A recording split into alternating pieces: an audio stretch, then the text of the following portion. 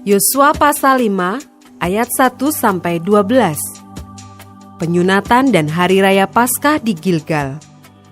Ketika semua raja orang Amori di sebelah barat sungai Yordan dan semua raja orang Kanaan di tepi laut mendengar bahwa Tuhan telah mengeringkan air sungai Yordan di depan orang Israel, sampai mereka dapat menyeberang, tawarlah hati mereka dan hilanglah semangat mereka menghadapi orang Israel itu. Pada waktu itu berfirmanlah Tuhan kepada Yosua, "Buatlah pisau dari batu dan sunatlah lagi orang Israel itu untuk kedua kalinya." Lalu Yosua membuat pisau dari batu, dan disunatnyalah orang Israel itu di bukit kulit katan. Inilah sebabnya Yosua menyunat mereka.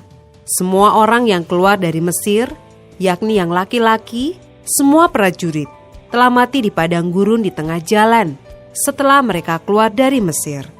Sebab semua orang yang keluar dari Mesir itu telah bersunat, tetapi semua orang yang lahir di padang gurun dalam perjalanan sejak keluar dari Mesir belum disunat.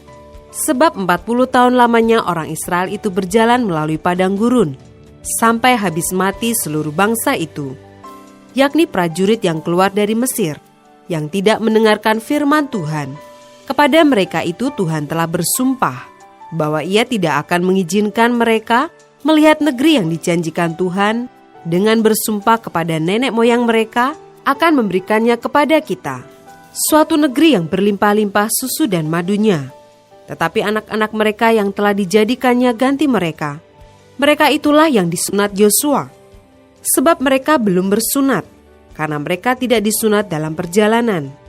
Setelah seluruh bangsa itu selesai disunat, maka tinggallah mereka di tempatnya masing-masing di perkemahan itu sampai mereka sembuh. Dan berfirmanlah Tuhan kepada Yosua, "Hari ini telah kuhapuskan celah Mesir itu daripadamu." Itulah sebabnya nama tempat itu disebut Gilgal sampai sekarang.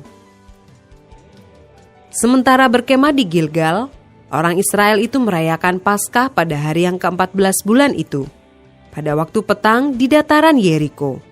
Lalu pada hari sesudah Paskah, mereka makan hasil negeri itu, yakni roti yang tidak beragi dan bertik gandum pada hari itu juga.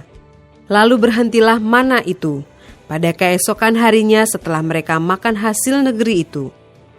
Jadi orang Israel tidak beroleh mana lagi, tapi dalam tahun itu mereka makan yang dihasilkan tanah Kanaan.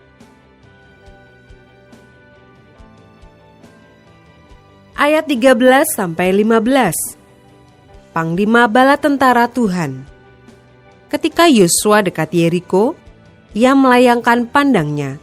Dilihatnya seorang laki-laki berdiri di depannya dengan pedang terhunus di tangannya. Yosua mendekatinya dan bertanya kepadanya, "Kawankah engkau atau lawan?" Jawabnya, "Bukan, tetapi akulah panglima bala tentara Tuhan.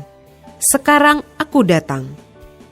Lalu sujudlah Yosua dengan mukanya ke tanah, menyembah dan berkata kepadanya, "Apakah yang akan dikatakan tuanku kepada hambanya ini?" Dan panglima bala tentara Tuhan itu berkata kepada Yosua, "Tanggalkanlah kasutmu dari kakimu, sebab tempat engkau berdiri itu kudus." Dan Yosua berbuat demikian.